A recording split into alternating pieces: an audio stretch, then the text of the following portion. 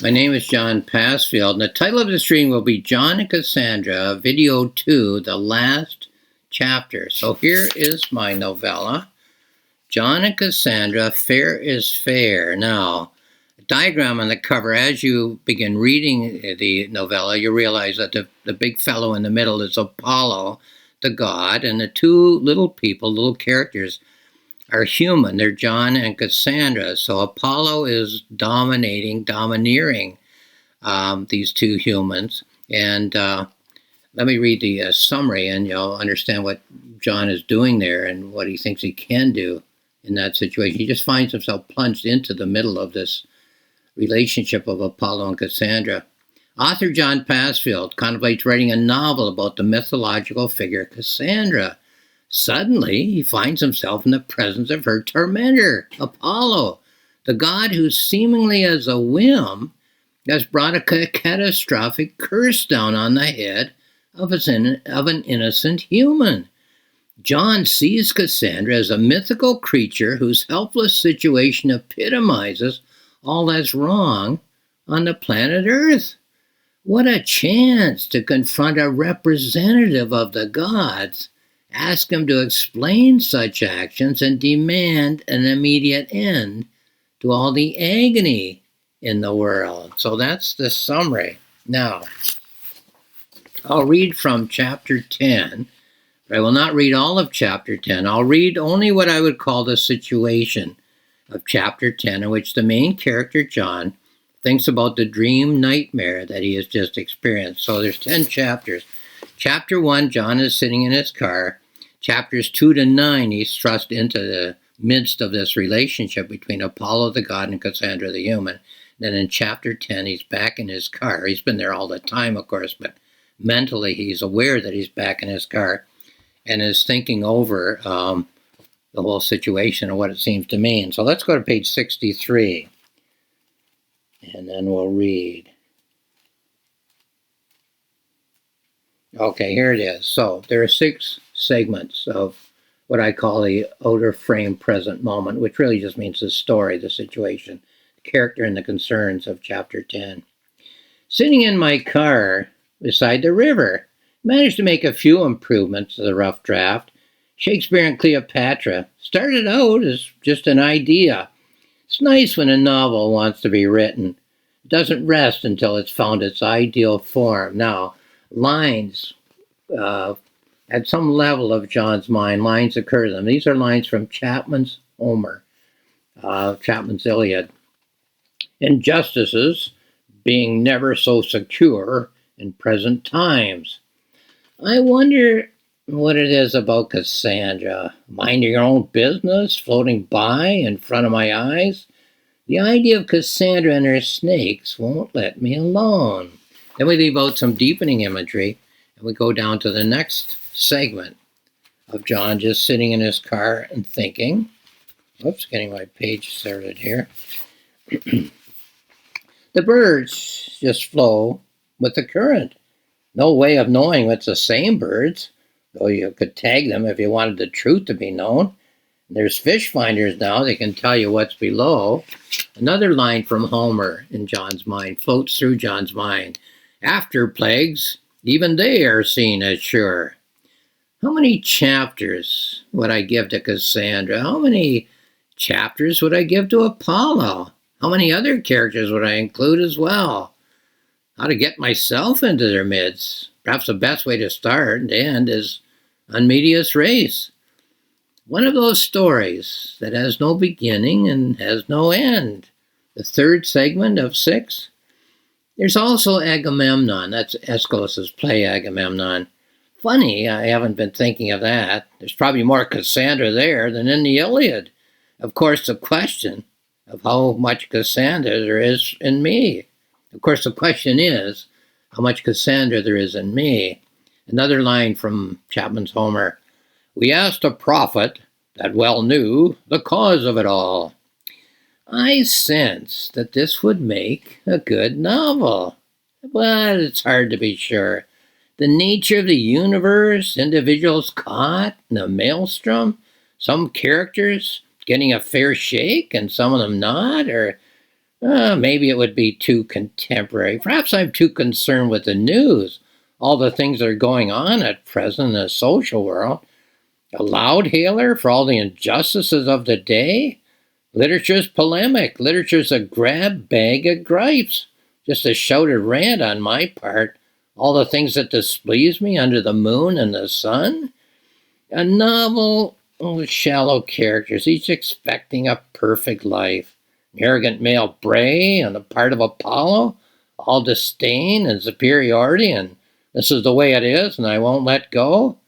And I am a victim, mousy squeal from Cassandra, caught in the jaws that won't let me be my essential self.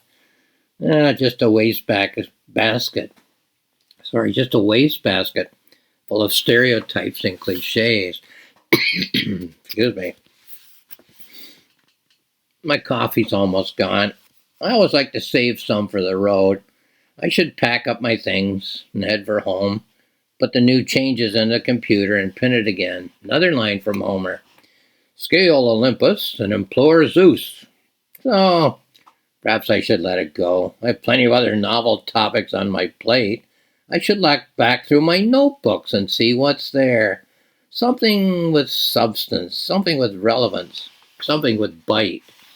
Okay, now the 5th and 6th passages from the last chapter. Driving along the country roads, sunlight sparkling on the snow. Who wouldn't want to live here? I always say. Drain the last drop of coffee from the cup. Soon be home, then I can get right back to work.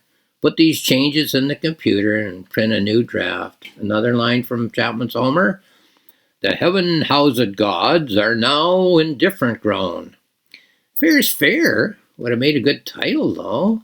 A suggestion of endless depths, if the reader would stick a big toe in the inky pool. Well, there's plenty of other topics, and other titles will surely occur in the last segment of this chapter, chapter 10, and of this book. Turning into the driveway, very enjoyable coffee drive. Put the garbage cans away and check for mail. A few more weeks, and I'll send this novel on its way. Last line from Chapman's Homer. Of this tell Zeus, embrace his knee and pray. Why do I cling to Cassandra? Why does Cassandra cling to me? I'd say there's plenty here for a novel, what with the sources and the ideas, but when would I fit it into my schedule? I have dozens of ideas for novels. I have ideas coming out of my ears. I can't let them just fall by the wayside. Who knows? Maybe Cassandra won't get to be a novel at all. Well, that's a little joke, I suppose.